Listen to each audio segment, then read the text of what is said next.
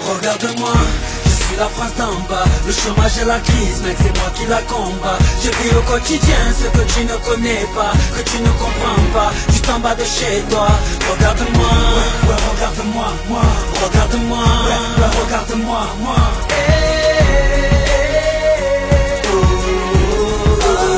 J'ai grandi loin des milieux aisés, avec des parents qui ne parlaient pas un mot français. Des problèmes financiers, qu'obligeait le daron à rentrer du chantier avec le dos cassé, pour être sûr de ne plus croiser les huissiers, pour pouvoir les aider. J'ai taffé au lycée, car on m'a toujours dit que les diplômes ramenaient un métier. J'ai passé mes soirées à bosser d'arrache-pied, jusqu'au jour où je réussis mes examens avec succès. La fierté de la famille, j'étais la lueur d'espoir pour enfin leur faire quitter la cité. Mais malgré mon CV, toutes les portes se fermaient. Ils disaient trop qualifié, moi je dirais trop basané. Je me suis mis à bosser, agent de sécurité. C'était provisoire pour assurer l'arrivée du bébé. Mais les années passées, les factures entassées, je suis rentré dans une banque cagoulée et j'ai crié: regarde-moi, je suis la France d'en bas. Le chômage et la crise, mec, c'est moi qui la combat. Je vis au quotidien ce que tu ne connais pas, que tu ne comprends pas, juste en bas de chez toi.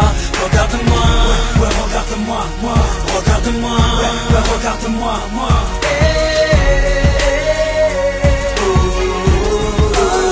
J'ai grandi loin des milieux aisés, complètement français, de parents divorcés à cause d'un père au penchant alcoolisé. J'ai dû stopper les études pour mieux aider la maman à payer les couches de Johanna, ma petite sœur à moi, mon bijou, mon karma, celle qui me redonne le sourire quand ça va mal. Je la voyais déjà, médecin ou avocat, mais le destin a fait pour ma sœur un autre choix. À 16 ans un bébé, un loyer à payer, le père qui s'est barré, de peur d'assumer, des dettes plein le cerveau, toujours pas de boulot pour payer le lait, les couches de ce petit marmot. Elle se met à teaser pour pouvoir oublier, le neurone explosé à force de fumer. Un soir de juillet, le ventre plein de cachets, sur le répondeur des pompiers, elle se met à crier: regarde-moi, je suis la France d'en bas. Le chômage et la crise, mec, c'est moi qui la combat. Je vis au quotidien ce que tu ne connais pas, que tu ne comprends pas, juste en bas de chez toi.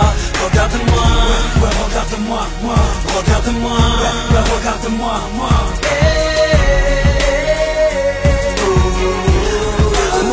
J'ai grandi dans un milieu aisé, famille en bourgeoisie. Je suis l'héritier d'une famille richissime dans le 16e, délégué dans une école privée, diplômé sans forcer, grâce aux dons annuels de mon padre.